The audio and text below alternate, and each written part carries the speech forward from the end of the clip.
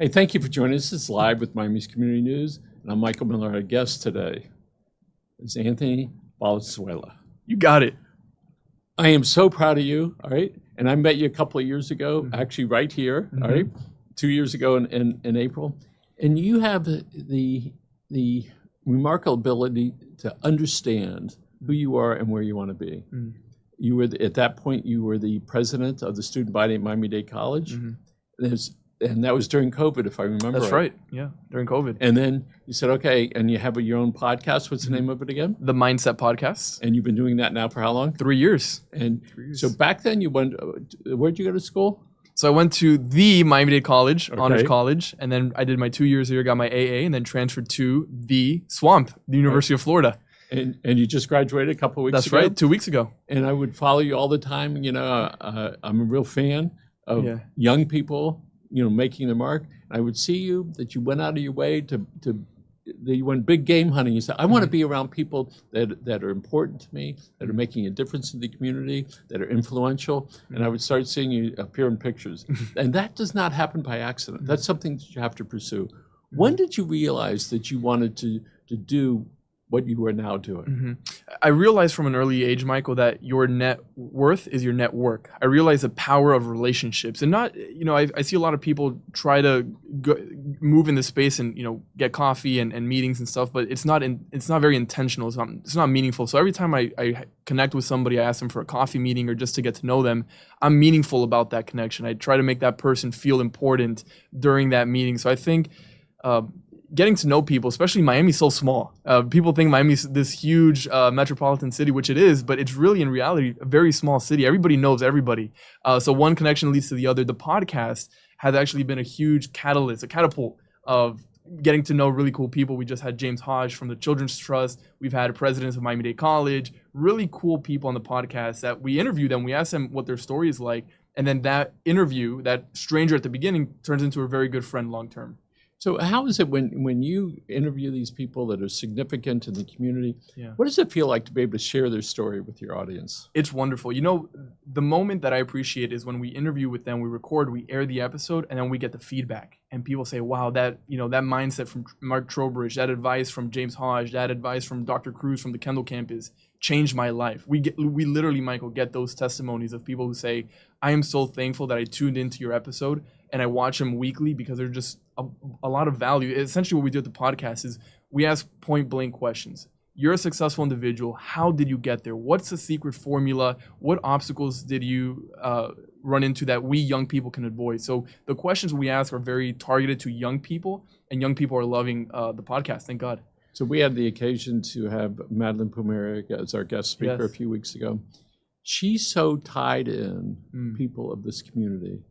And that may be just for here right now, but what we realize is that when she spoke, people would have spontaneous applause about her story and how it was a story of so many people that were there. And when she said 2.5 million people went to Miami-Dade, and she's a Hialeah girl, and we were from down south, so we would always laugh at the Hialeah folks, right? Born and raised in Hialeah, oh my goodness. I had people call me afterwards and say, Michael, she was talking about me. She said, I'm single. My dad didn't go to college. My mother didn't go to college. He was a plumber. She was a housekeeper. I had no education. And that Miami-Dade College provided a pathway to success. And the president pointed out, you could go to MIT or become a physician, or you could be a carpenter or a plumber, whatever you want. There's a pathway, and you don't need to have hundreds of thousands of dollars of debt in order to be part of the fabric. So certainly Miami-Dade has turned little boys and girls into successful men and women. That's right. And you certainly are one of them. Before you became the president of the student body in 2020 and 21, what were you doing that caused you to say, I want to do that? I think I saw an opportunity. It was right when COVID hit. It was actually 2019, I believe, when I graduated from the Honors College for Miami-Dade, and that's when I was student body president. And I saw a need. I knew that we needed strong leadership. I know we needed to do the right things because this was an unprecedented moment. Like, you know, a lot of student government executive board, when they come into those positions, they look behind them and see what the other executive boards have done and kind of build on that. But we had to start from scratch. We were completely online. Everybody was a little bit in chaos. So I saw that opportunity and I said, what a great opportunity to take that chaos and run with it and try to make the most out of it. So I think we did a phenomenal job of including the students in the dialogue with the administration from Miami-Dade College. One of the things I'm very proud of that my team and I did and led was town hall meetings, several town hall meetings where I was moderating the conversation. It was, of course, on Zoom, but we would have the administration, college president, CEO, CFO, all these administrators come onto the Zoom call and answer questions directly from students. That has never happened before. Pre-COVID, post-COVID, it hasn't happened, but I knew we needed to shrink the gap between students and administration, especially, Michael, in a time of so much confusion. What's online, what's not online, when are we coming back? So those are some of the things I'm proud of, especially we did a lot of, with Chamber South, a lot of partnerships with food distributions. Kendall campus is massive. So we have the resources, the facilities to do those food distributions, and we did quite a few. So when we look at the changes that have occurred to each of us because of COVID, yeah, and then you realize that we are flexible, that we can make these changes, that we can adjust to all these things, and the humankind that came out of this, and to watch, and I see what CHI did. They provided healthcare and buses. They took the buses down to the people to give them their COVID shots. They took healthcare to them, not here, not come up to see us. Yeah. And when you look at, there's so many people that care and went out of their way because it's inside and they wanted to be able to help. So tell us what sort of contributions to the community you're doing now and what you plan on doing. Yeah, so such an exciting time in my life right now. Just graduated, like you mentioned, 2 weeks ago from the University of Florida. Now not in college anymore. So getting adjusted back to a different rhythm that I haven't experienced before. So some things that I'm involved in right now that I'm so passionate about, Michael, is one of them with Casa Familia. I'm not sure if you're familiar with it, but it is a great nonprofit down here in Miami. And their mission is very simple. The mission of Casa Familia is to provide affordable housing for adults with intellectual disabilities. That's it. So in Miami-Dade County, nothing of that sort exists. And it's really a shame because what's happening is that once somebody with disabilities turns 18, they lose a lot of funding, a lot of help from the government. The government now sees them as an adult, and unfortunately, they lose a lot of help. Casa Familia now is stepping in and providing affordable rates for these individuals that qualify for these affordable housing. And it's going to be in West Kendall, right across from Town and Country.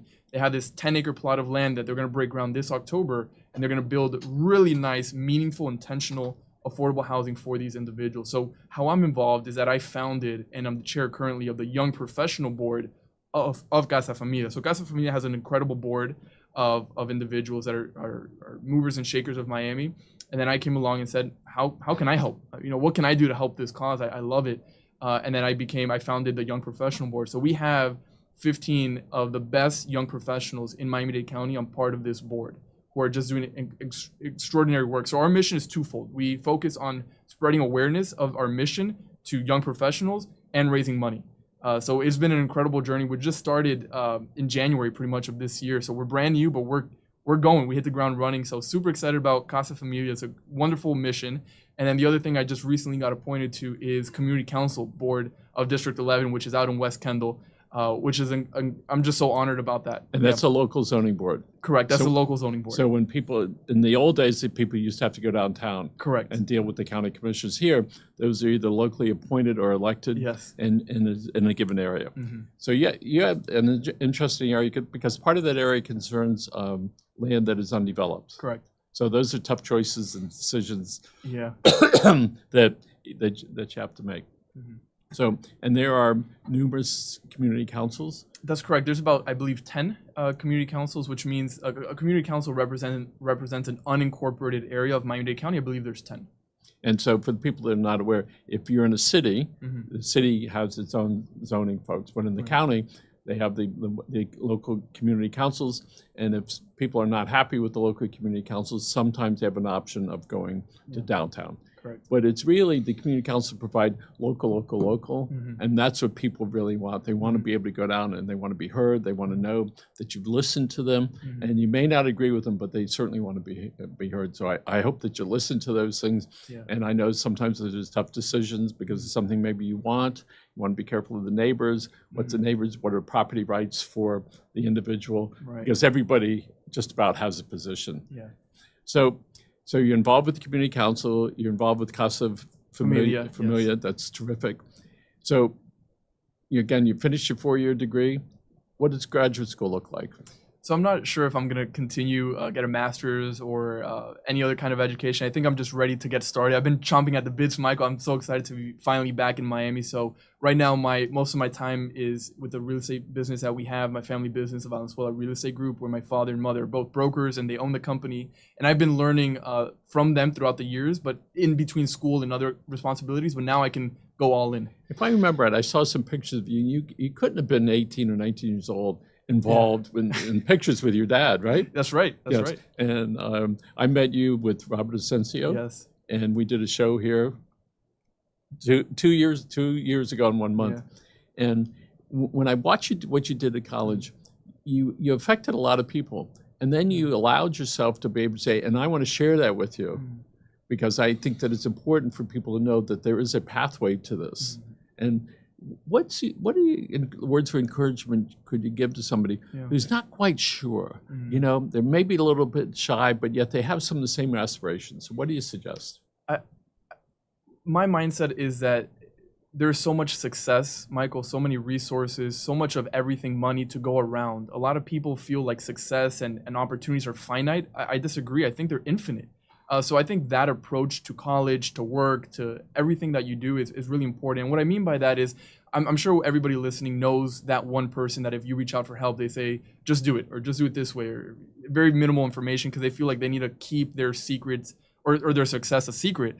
I think that's really unfortunate and a poor mindset to have. So going into college, I share my story all the time because it works so well for me, but I'm not an exception. I think my formula of getting involved at UF, at Miami-Dade College, all these opportunities that I was seeking came to me because I worked hard at it. So I shared those stories, the triumphs and the hard times with college students or people who want to get involved because you can do it. But I think the first step, and very practical, is you got to get out of your comfort zone. It's hard to go talk to somebody. It actually is. It's hard to go run for a position, a political position, student government or whatnot. But you have to take that leap of faith. I always use the analogy of you got to jump in the pool and then figure out how to swim. Because if you're figuring out how everything's going to play out and what that's going to look like and where this piece is going to move, you're going to be waiting for the perfect opportunity. And as you and I know, Michael, the perfect opportunity never exists. So you'll be waiting your whole life. There's a book, Feel the Fear and Do It Anyway by Dr. Susan Jeffries.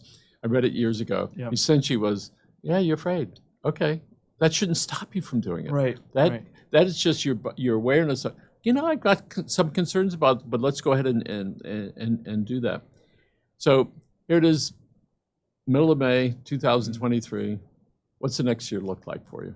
I think it's a year of trying a lot of different things. I think for young people especially, it's the best time to fail. So right now, I see I'm going to Taiwan in a month. Like, I mean, that's crazy. I never thought I would be going to Taiwan. So I'm going to take these next few years, but definitely this next year to experiment, try different things that I'm scared to do. Open up a business, or I have no concrete ideas yet. I'm going with the flow a little bit. As opportunities come, I assess them, but I just want to try different things and live by that example of right now is literally the best time to fear. Because when I'm 35, Michael, I have a wife, I have 2 kids, I have a mortgage, I have a car to pay, I have expenses that I don't have right now, and I'm very blessed not to. It's harder to open up that ice cream shop at 35 versus 22. You know what I'm saying? So a lot of failures, I hope, in the next year. So we understand that when you're young and brave, what do you got to lose? Versus when you got all this stuff, well, this is what I got to do. Exactly. There's a possibility to lose. So on the community council, you involved in charities, education, you've done well with that. My congratulations on that. Thank you. So who are some of the mentors you've had in your life that have encouraged you along your road? Yeah, my parents have been my greatest mentors. They've been extraordinarily supportive. They're at all my events. They're invested in me and what I do, and I really couldn't do it without my family, first and foremost. Other mentors that I have right now is school board member Robert Alonso. he really took me under his wing. I helped him during his campaign last year. Over the summer, about a year ago, started knocking on doors for him, all for free. Did it out of just because I wanted to help the community. I believed in his mission and still do. So I said, let's rock and roll. We rolled up our sleeves. His district is Hialeah District 4, Hialeah, Miami Lakes area. So we just hit the ground running, helping his campaign, doing his social media. And he was a great mentor during that time. And since then, once he got elected, he won his election back in August of last year, became a school board member in November of last year. He hired me part-time, and I'm currently working for school board member Robert Alonzo, doing his social media, which is what I did when he was once a candidate. And he's helped me navigate tremendously through this political world that we're in that can be a little treacherous at times and difficult. He's been a great mentor, and so many other people. You know, there's a great quote by Maya Angelou, and I know you're a fan of hers as well. She says, "I come as one, but I stand as 10,000." And I think about that so often, and it's so true for my life. A lot of people see what I post on social media and all these things that I'm up to, but I couldn't do it without hundreds of people who have come before me, who have sacrificed their time, their effort, their money for me to be where I am. So I'm so grateful for all the mentorship, the support that I've gotten. So on the flip side of that, yeah, who are you helping? Yeah, that's a great question. There's so many young people. There's one young lady, her name is Aliana. She is very involved in Miami-Dade College at the Kendall campus. And she's one that I've kind of showed her the ropes and talked to her about student government and what to do, what not to do, how to go about it. Because I think one of the powerful things, Michael, about mentorship is that a mentor can show you what to avoid. And that saves you a lot of time. One thing that young people don't have is experience.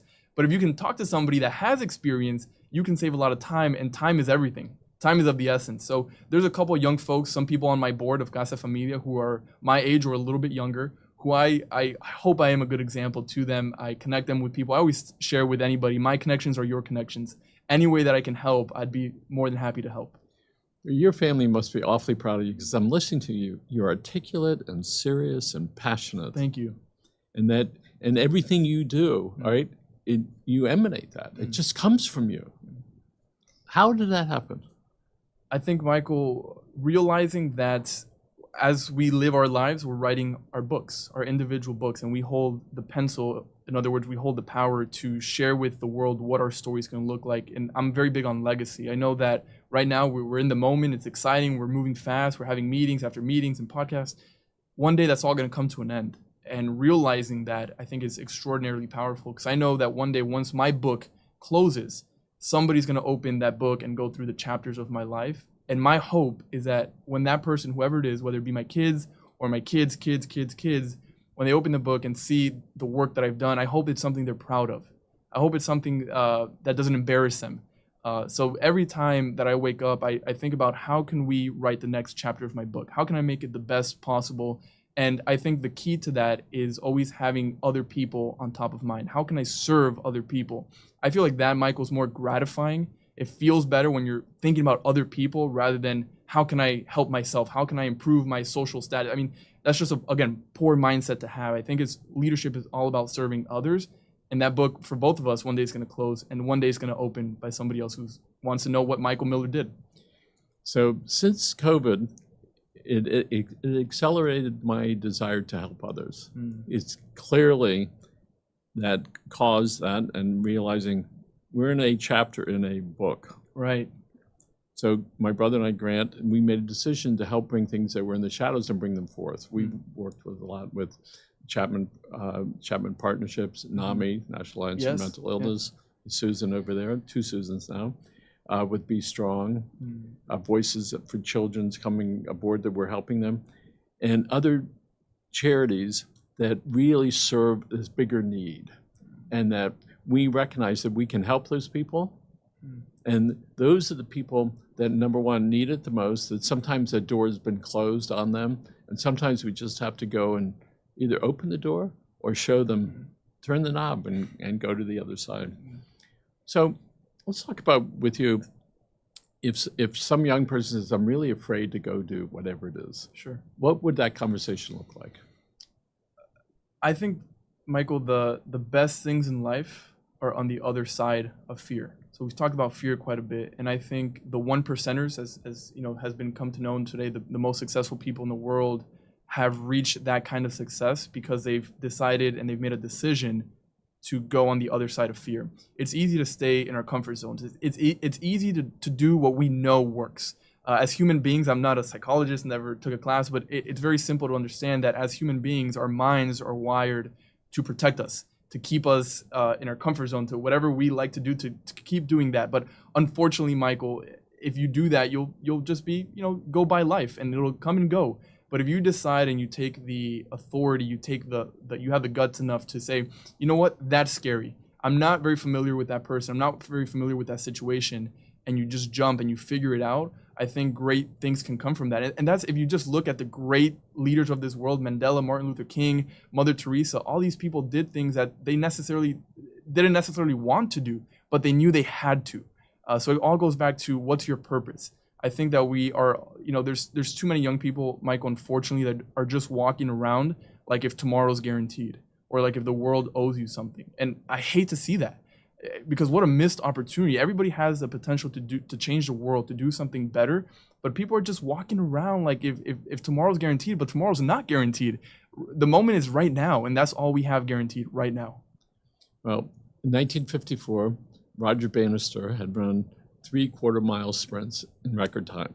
His coach called out the media and said, "Today he's going to run a sub 4-minute mile."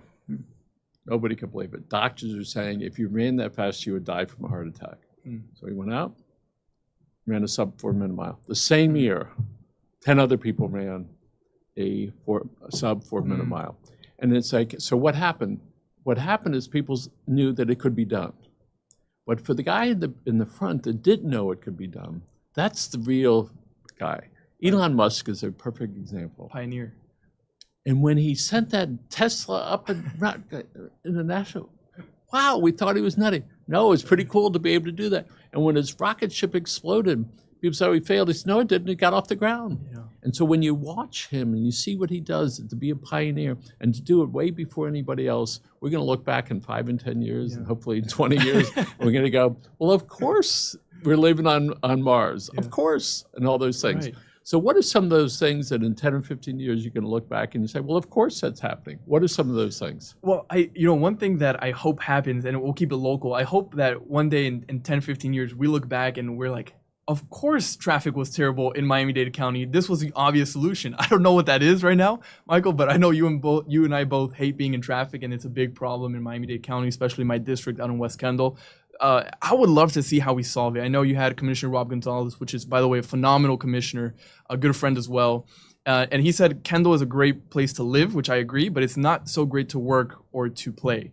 And I think being innovative of how we go about tackling traffic is going to be very, very interesting. Because I think the Mayor Cava also, you interviewed her not too long ago, and she said the solution is not building more highways, which is many people say just build more highways. But I'm just so curious, and maybe you have the secret. I would like to ask you, Michael, how do you think we can fix traffic? Because maybe we could put it on the record here and look back in 15 years. Javier Betancourt was here this morning. Okay. He's with CITT, and he had on the chairman of the Transportation Advisory TAP, I think. Okay. Talking about transportation. Sure.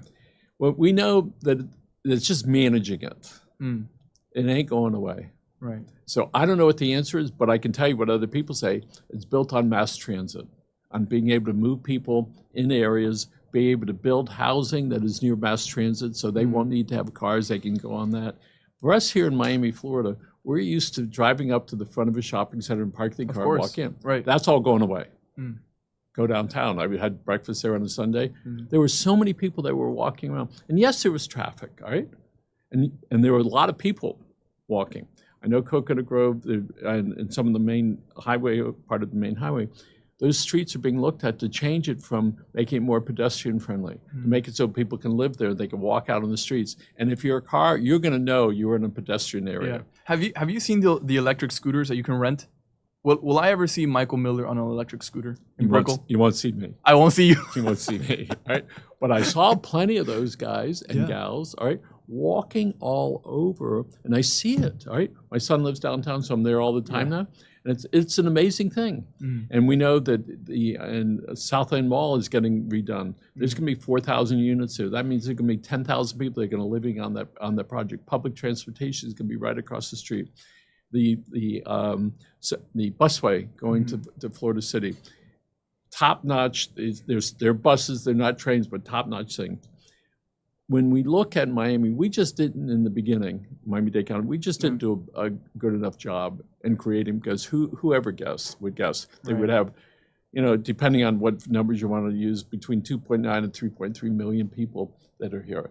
And we have, by the way, a lot of more people that are moving into town.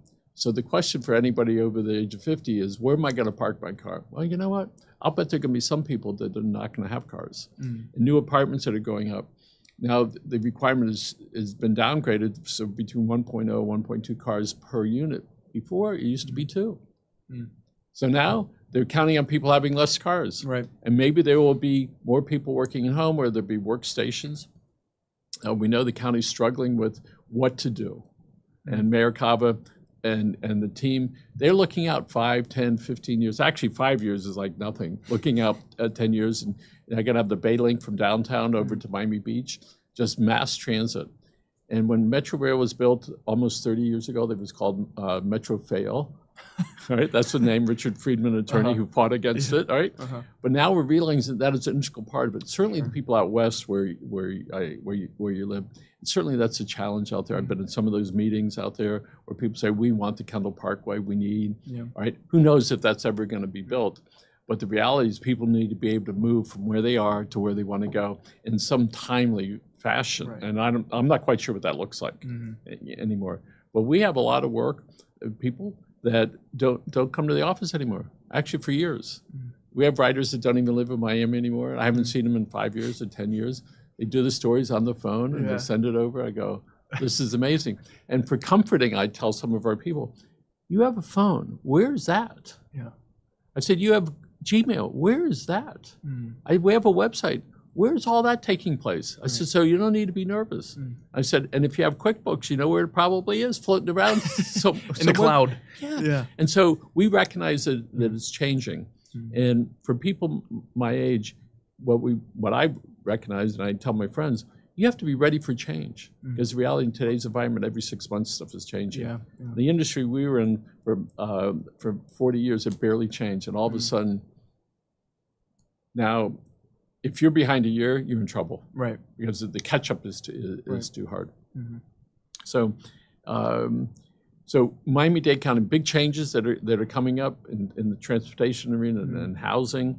And tell us about the facility again that the charity's going to be building. Yes, it's wonderful. So it's Casa Familia, and they're going to be building on about a 10-acre plot of land. I forget what street it's on, but it's right across from Town and Country, so very central. A lot of businesses around that our future residents can go out and work, and it's so needed. I mean, we have so many people asking, because here's the problem. The problem is that these adults with special kind of needs, autism, Down syndrome, and many others, they rely a lot on their caretakers, which many times are the parents.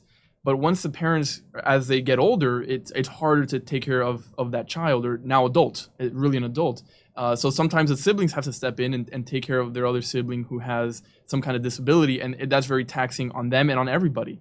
So it's a big problem, and they're not living the quality of life that they deserve. And we believe that in Miami-Dade County, everywhere, but especially Miami-Dade County, everyone deserves a good quality life, especially this individual. So Casa Familia's mission is just phenomenal. So what we're going to be doing is building, I think we're doing it in phases. So the first phase is about 62 units, so apartments, but they're so beautiful. It's not affordable housing, and many people think of like rundown places or not up to code or whatnot. But these are beautiful places, state-of-the-art kitchen, pool, theater, to really build a community, a sense of community where these individuals can go, work, live, and play around that area and have fun and get to be with each other and make friends and make connections. Some of the folks from Key Club of South Florida were just here. They have a facility downtown-ish area. And so we try to help them bring forth their story. And we work closely with the Friendship Circle, 87th Avenue and on 12th Street, Rabbi Yossi Harlig. They had that vision 20 years ago, and now the building is almost done. They have 20,000 feet with a synagogue about on one side. Yeah, that's wonderful. And when we look at it, we were lucky that we were born the way that we were, and I think it is our responsibility to help those along the way. And we had an experience where Susan Major brought in her son who had a mental issue about 15 years ago. He subsequently got his master's. She says, I would like him to come in. He'd like to come in and sing a song. I said, okay. So he came in. His name was Matt. He was sitting there. Susan was sitting there. So he took out his guitar, started singing. And the song was You Are Not Alone. I started bawling like a baby. His mother was crying. I was holding her hand. I'm imagining him walking along Biscayne Boulevard, no shirt and no shoes. But to see the progress that he's made, he's a functional member of society. And we realized that what is the difference? Just nature that made that happen at the time. And so there are a lot of people that need help. And again, Grant and I made a commitment to bring this stuff out of the shadows, be able to talk about it. And we have a wide range of options for people to see on our networks. And I'm so proud of you. And your folks must be proud. Your siblings must be proud of you. Your aunt, your uncle, your grandparents. My cats. Your I have cats 2 cats at home. Anthony. Thank you so much, Thank you so much. No, thank Continued you. success to you. Thank you. And we want to thank Alex for producing these shows. Remember, folks, take care of yourself and your family.